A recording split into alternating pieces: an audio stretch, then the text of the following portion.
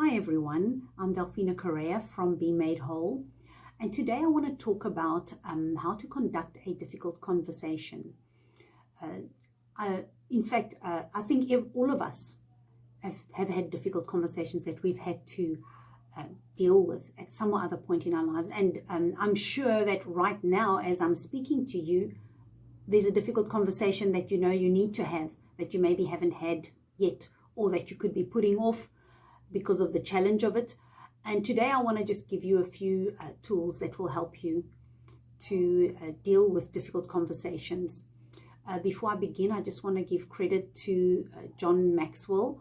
A lot of the information I have has been is information that I have learned from John Maxwell and the John Maxwell team.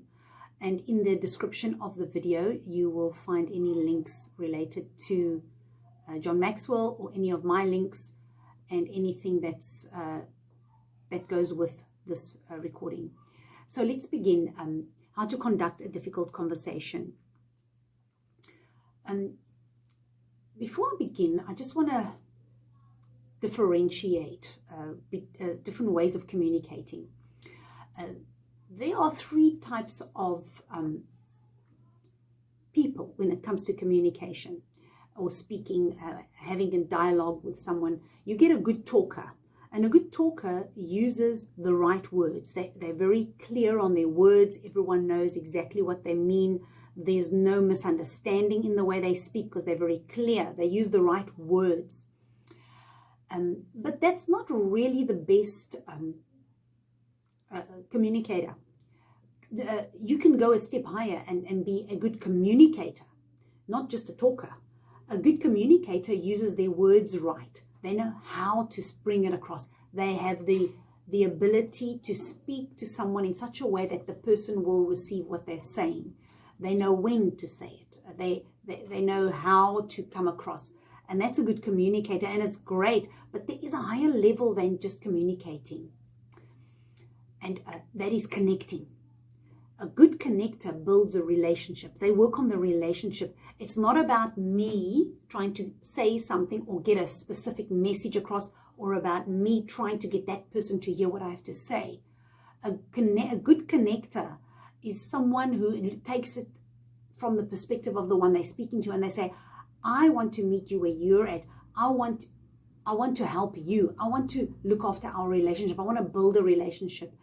And that is how where you can see the difference between someone who knows how to conduct a difficult conversation and someone who doesn't have those skills, because this is when you really see if a person is a good connector or not, if they can connect, if they can work that conversation around the relationship, which is the most important thing.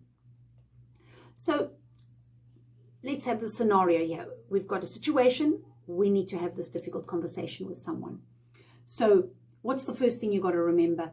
Before I begin, actually, the points that I've got here, the 9 main points, the first few points, the first 5 or so, you could say that could be more or less in that order, depending on the conversation or the circumstances.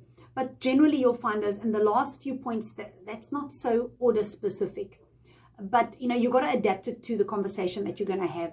People are different, and sometimes you're dealing with a difficult person and a difficult conversation.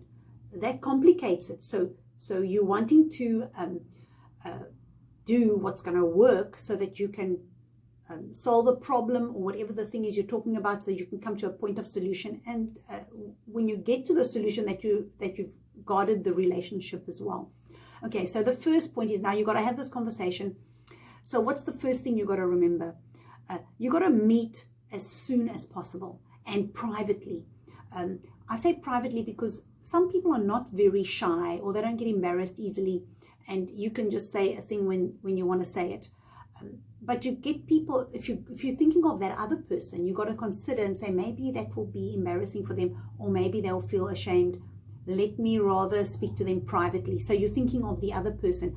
I'm not someone who gets shy very easily or embarrassed very easily. So I've got to always think, wait a minute, that might be embarrassing for that person. It doesn't come naturally to me because by nature I don't get embarrassed easily, so I normally wouldn't think of it. So I've got to intentionally do it. I've often said things to people in public, and then afterwards I've realized, oops, I actually embarrassed them. So when you are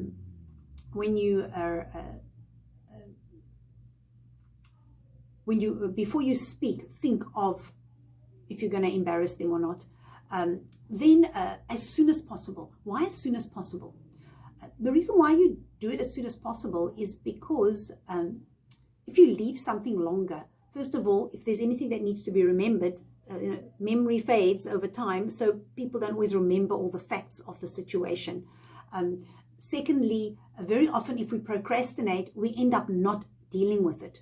And we don't want to end up doing that. It just goes under the rug, and then next time something happens again, and then it just builds up and builds up. So doing it as soon as possible, not necessarily immediately, but at least in the next few days, attend to it.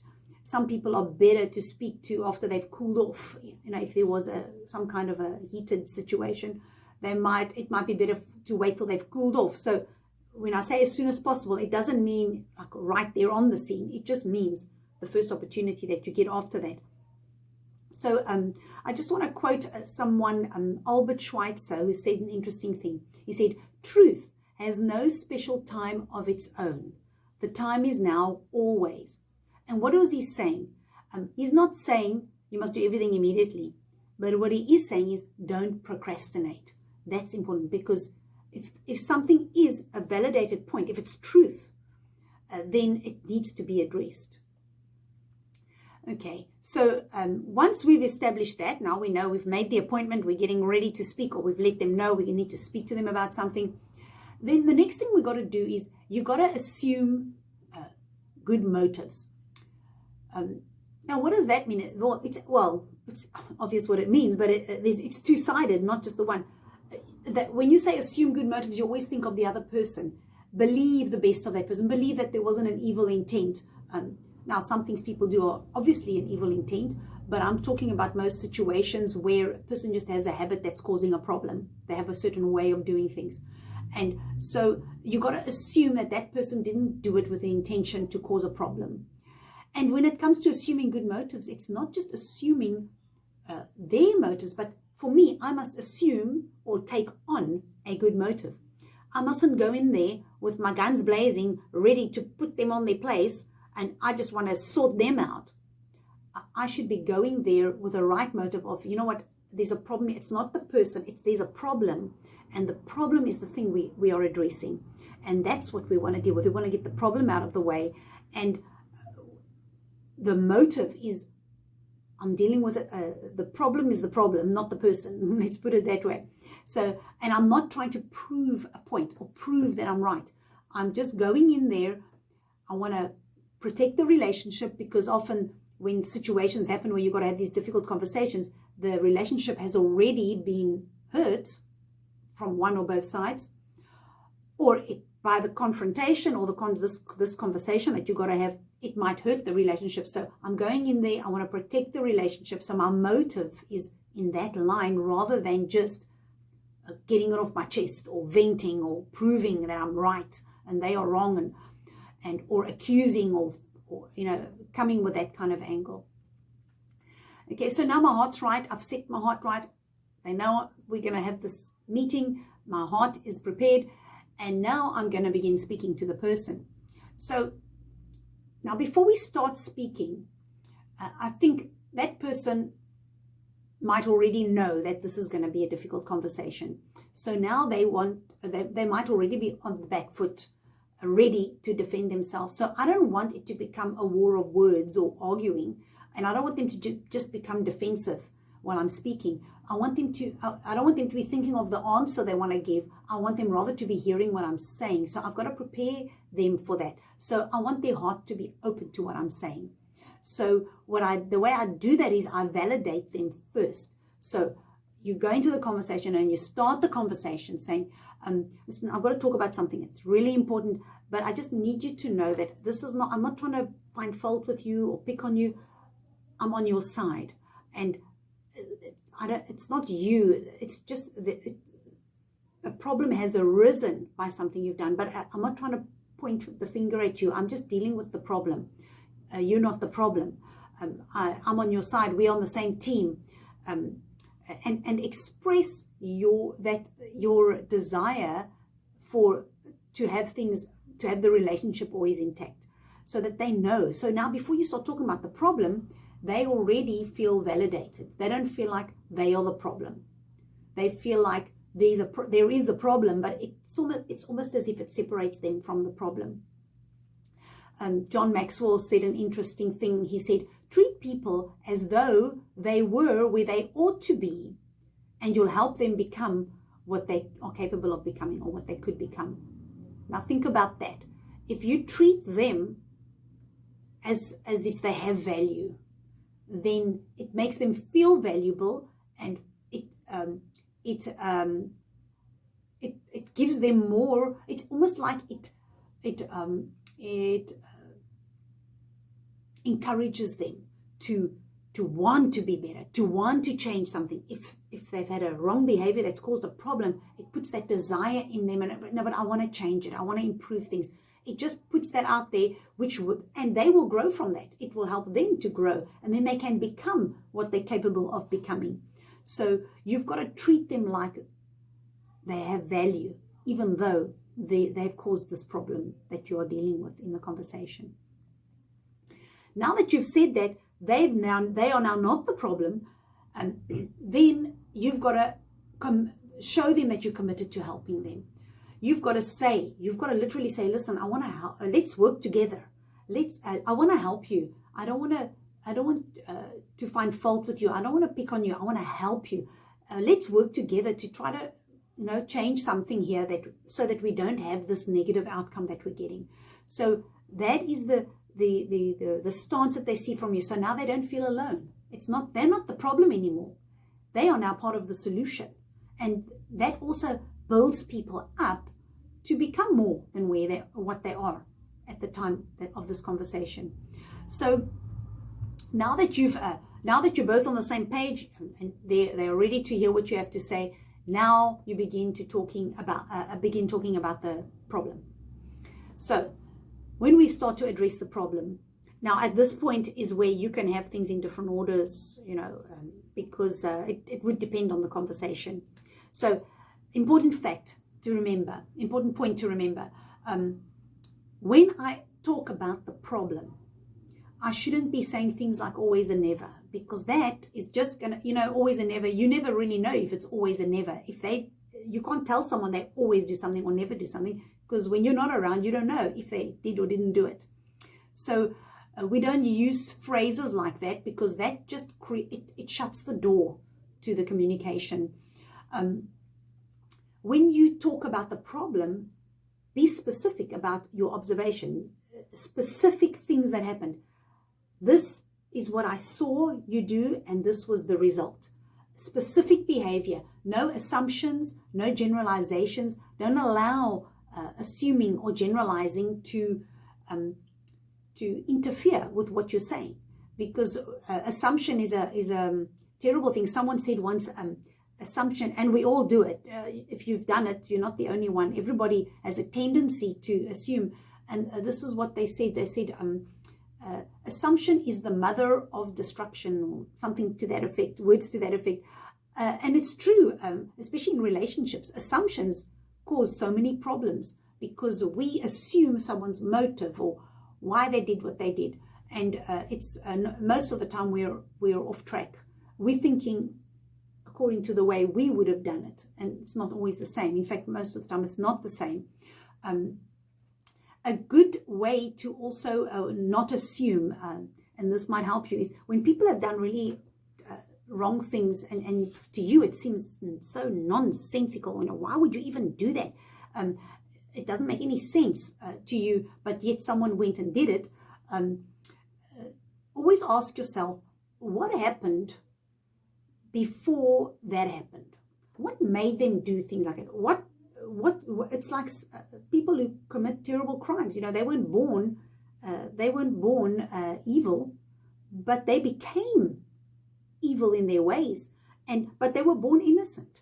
But then when they were born, they were pure, without sin, and But something happened in their lives that made them become what they became and do what they did. So it's the same with anything. When people do things, most of the time the motive is not evil, but there's things that have happened that have brought that on. And often in a difficult situation, it's more than just that act. It's been a process of things happening that came to that point, which we'll address now. So now that you've said this is what happened, this is what you did, and then be very clear, the next thing is there must be a consequence. What happened? Explain the negative result of what they did. What happened after they did that? You see, if there's no negative outcome from what they did, then there's no conversation to have. You see, people have habits. We've all got ways that, someone can irritate me in a certain way that they have, but that's not a requirement for a difficult conversation. That's just me getting irritated. But there has to have been a consequence to their behavior that is negative.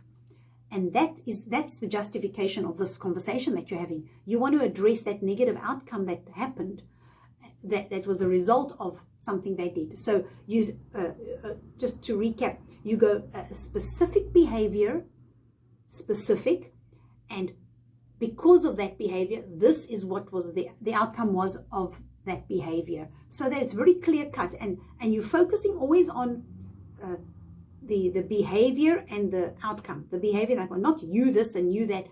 This is what happened, and this was what I saw as a result. You stay focused on the situation, and that you don't end up attacking the person and their character, and then it becomes a personal thing that leads to arguments, and that you don't solve the problem that way. So it's not worth it.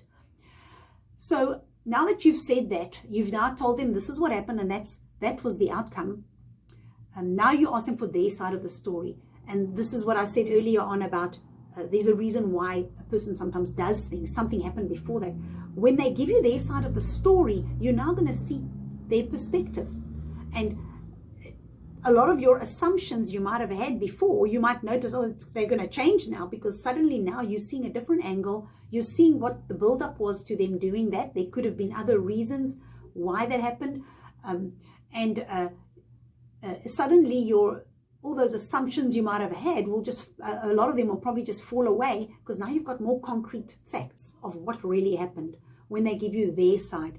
Every story, every confrontation, every problem, every situation that involves people always has more than one side to the story. There are always at least two sides, at least, to a story, especially when they're opposing a situation where there's two people that oppose each other regarding something.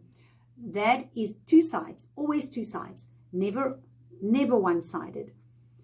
And so now that you've seen that, you've now given your side of the story, they've given their side of the story, what's next? Okay, let's talk about solutions now. We don't want to talk about the problem all the time. There's no point talking about this problem. You're having this conversation to talk about a problem with the purpose or the intention of solving the problem. You want to find a way now that you can overcome this, that it doesn't happen again. So how do you start with that?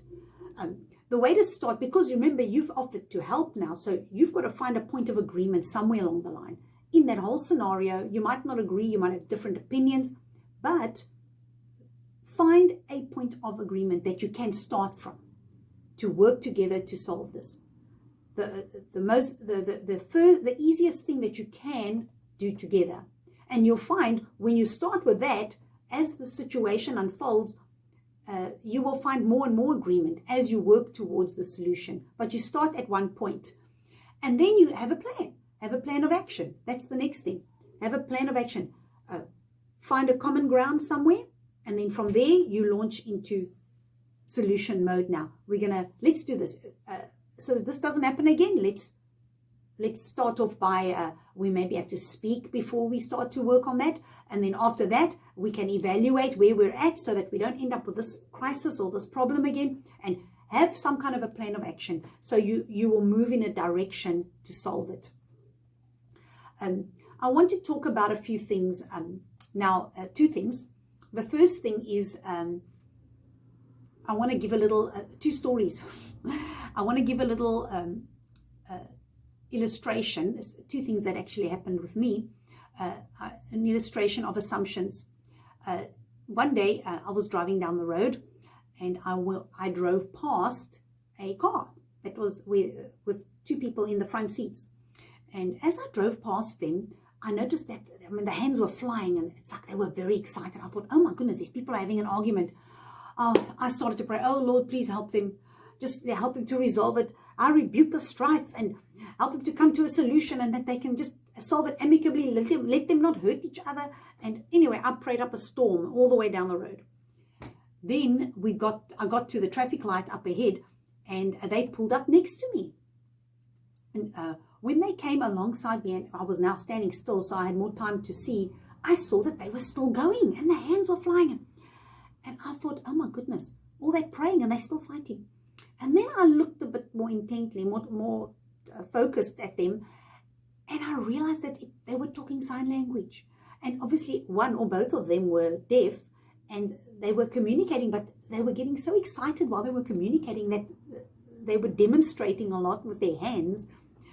But there was no argument. I could see that they were not arguing. They were just speaking in sign language. And, I had to laugh at myself. And immediately when I saw that, I thought, oh, just shows you. That's what happens when you assume something and you don't have the facts. So that just shows you how off track you can be when you assume. Another thing, speaking of difficult conversations, at the time that I made the notes for this talk, I had to have a difficult conversation with someone. And I'm telling this story for a reason, because sometimes you might have this difficult conversation with someone, and you might not get to a point of resolution in the one conversation, but sometimes it takes more than one conversation, and that's why I'm telling the story. So I had this difficult conversation, and I used everything I had learned, and we got to the point. It was going well. I got to the point of, well, let's have a plan of action. We've got to move in a direction. And at that point, the person shut off. They didn't want to work with a plan of action to move in a forward direction. For whatever reason it was, it didn't matter. The point is they had shut off. So I realized in my heart, you know what, we've covered a lot of ground. I'm just going to stop it there. So I left it at that. And a few days later, after pondering on the conversation that we did have and prayerfully, deciding what I would do after that, because we never really got to a point of solving the issue. In that whole process of praying and meditating on what we had spoken about and what the situation was, the Lord put it in my heart to have another conversation. So I scheduled another conversation with that person, and we went in and had the conversation, but we had already covered a lot of the other ground, but we did then, the door opened for the plan of action, and the person was willing to cooperate with the plan of action. They understood the purpose of having the plan of action, and we were able to resolve that problem. Now the thing is, it took two conversations, so don't get despondent if you do some of the things that I've mentioned and it doesn't work completely. It might not all work in the first conversation. Sometimes you need time. You might need a third conversation. If you're dealing with a person, if you're dealing with a difficult person in a difficult conversation, it can take 2 or 3 conversations before you actually get to that point of solving the problem. But don't give up. Don't give up. Always have the right motive. If your motive stays right, you keep your heart right and pure towards that person, and you're always looking after the relationship, then you will have success. So just to do a quick summary before we finish. Okay, the first thing is you're going to meet privately as soon as possible. Then the next thing is assume good motives. Assume that they have good motives and you have a good motive. Make sure your heart is ready for the conversation. Then when you go into the conversation, you want to validate that person and your relationship with them. Let them feel like they're part of the solution and not part of the problem. Then let them know that you are there to help. You're not there against them. You're on the same team. You want to work with them. After that, you begin to talk about the problem, and you're going to be very specific. We're not going to assume or generalize. We're going to be specific about the behavior that you're addressing. And then after that, the outcome, explain the negative outcome of that action. Clearly, it must have had a negative outcome. If it didn't, then there's no reason to have the conversation. After that, ask them their side of the story. Once they've given you their side of the story, then you will see a different perspective. Then, now moving into solution mode, find a point of agreement, at least one, and then have a plan of action to move to solve that problem. I believe these little points will really help you for difficult conversations. I'm giving this video because it worked for me. I've seen it work. And I really believe that you will have a greater success in the future handling difficult conversations if you apply these principles. So thank you very much and enjoy the next difficult conversation.